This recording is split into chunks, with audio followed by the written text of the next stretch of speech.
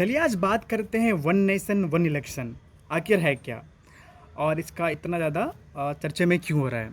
कई पार्टी इसका विरोध कर रही है और कई पार्टी इसका सपोर्ट में भी हैं और इससे क्या होने वाले फ़ायदे हैं। तो वन नेशन वन इलेक्शन है कि एक ही वक्त पर लोकसभा और विधानसभा का चुनाव हो सके।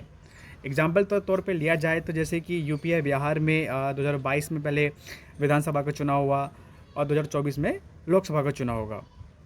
वो हो गया अलग अलग। और अब क्या होगा कि वन नेशन और इलेक्शन अगर बिल पास होता है तो एक टाइम में हम दोनों का चुनाव कर सकते हैं।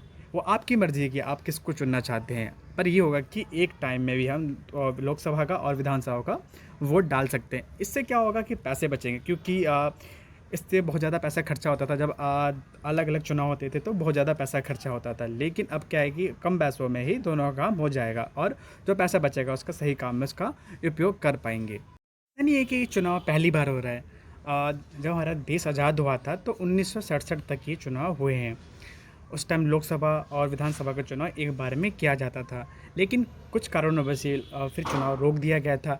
2015 में फिर ये चर्चे में आया था जब हमारे Modi ji one nation election की बात कर रहे थे। तभी ये बात बिल पास करने की बात की गई थी कि वन नेशन इलेक्शन आएगा और इससे होने वाले खर्चों में पाबंदी लगा दी जाएगी। इससे क्या होता है कि बार बार चुनाव करने से क्या होता है कि बार बार स्ट्रक्चर बनाया करते हैं और फिर उसके बहुत से कामों में हमारी दिक्कत होती है। अब वो दिक्कत नहीं होगा अगर हमारा ये बिल पास हो जाता है।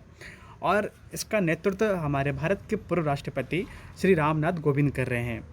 और मुझे बताइए कि ये वन नेशन और इलेक्शन आना चाहिए या नहीं आना चाहिए, और आपको इसके बारे में क्या कहना है मुझे कमेंट करना बता। और इसके क्या बड़े फ़ायदे हैं वो भी मुझे बता, और क्या नुकसान है। फिलहाल इसका नुकसान तो मुझे कुछ नहीं दिख रहे हैं, और आप पर मुझे बताएं कि इसके नुकसान और क्या क्या हैं और फ़ायदे भी मुझे बताएं।